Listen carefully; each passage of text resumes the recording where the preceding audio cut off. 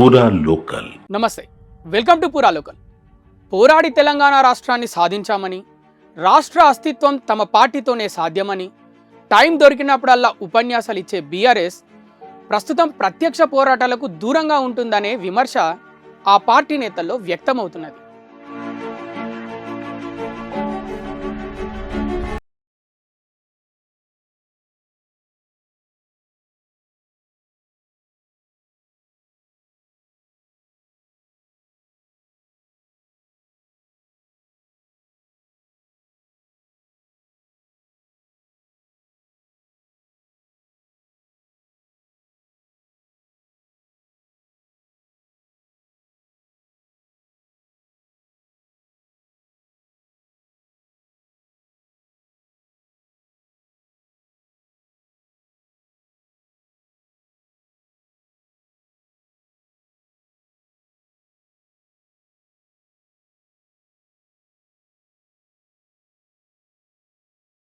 Neat question paper leakage విషయంలో కాంగ్రెస్, ఆ party అనుబంధ సంఘాలు, వామపక్ష పార్టీల అనుబంధ సంఘాలు ఆందోళనలు చేస్తున్నాయి.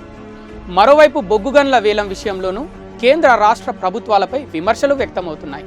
మరోవైపు పెద్దపల్లిలో బాలికపై లైంగిక దాడి, హత్య ఘటన రాష్ట్రంలో సంచలనంగా మారింది. వీటిపై పోరాడేందుకు ఇన్ని అవకాశాలు లభించినా బీఆర్ఎస్ ప్రత్యక్ష పోరాటాలకు దిగకుండా, శ్రేణులకు పిలుపునివ్వకుండా సైలెంట్గా ఉండటం ఆ పార్టీలోనే విస్తృతంగా చర్చ జరుగుతున్నది.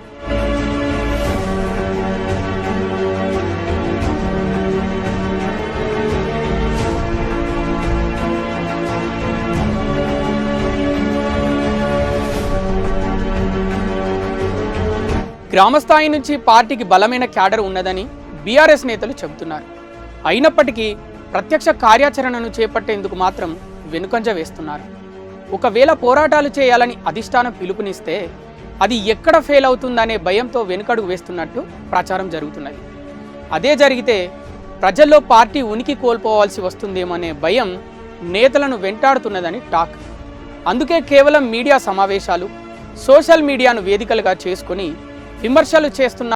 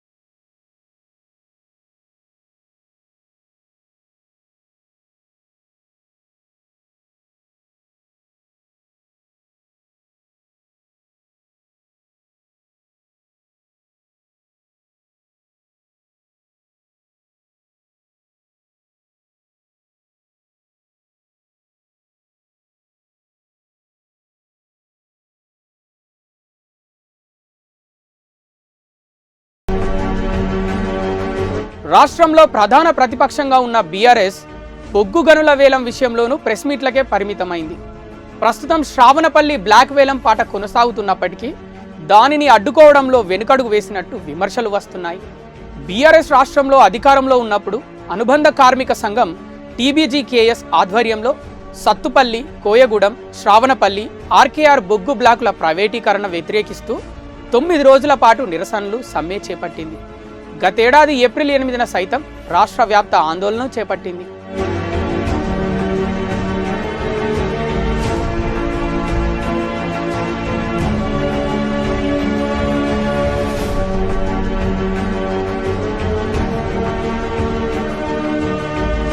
కోల్ బెల్ట్లో మహాధర్ణ కార్యక్రమాన్ని సైతం నిర్వహించారు. ఇందులో నేతలంతా పాల్గొన్నారు. సింగరేణి గుర్తింపు ఎన్నికల్లో పార్టీ అనుబంధ కార్మిక సంఘం ఘోరంగా పరాజయం పాలైంది. కార్మిక సంఘం నేతలు సైతం ఇతర సంఘాల్లోకి వెళ్లారు. దీంతో పార్టీ అనుబంధ సంఘం వీక్గా మారింది. ఆ కారణంగానే బీఆర్ఎస్ ప్రత్యక్ష పోరాటాలకు దిగకుండా మీడియా వేదికగా విమర్శలకు మాత్రమే పరిమితమైందనే ఆరోపణలు వినిపిస్తున్నాయి. బీఆర్ఎస్తోనే సింగరేణి రక్షణ అంటూ గతంలో పార్టీ నేతలు చేసిన కామెంట్స్ను పలువురు గుర్తు చేస్తున్నారు.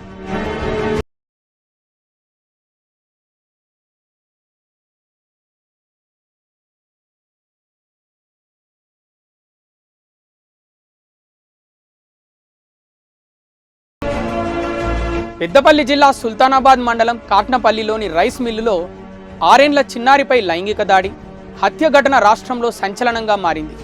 ఈ ఘటనపై బీఆర్ఎస్ పార్టీ ప్రత్యక్ష కార్యాచరణ చేపట్టకపోవడం విమర్శలకు దారితీసింది. బాధిత కుటుంబానికి న్యాయం జరిగేలా ఉద్యమ కార్యాచరణ చేపట్టకుండా కేవలం ప్రకటనలకే పరిమితమైంది. అసలు గులాబీ పార్టీ తెలంగాణలో ఉన్నదా లేదా అనే అనుమానం కలిగే పరిస్థితులు నెలకొన్నాయి. పదే 60 లక్షల సభ్యత్వం ఉన్నదని బీఆర్ఎస్ నేతలు గొప్పలు చెప్పుకుంటున్నా ప్రజా సమస్యలపై ఎందుకు పోరాడ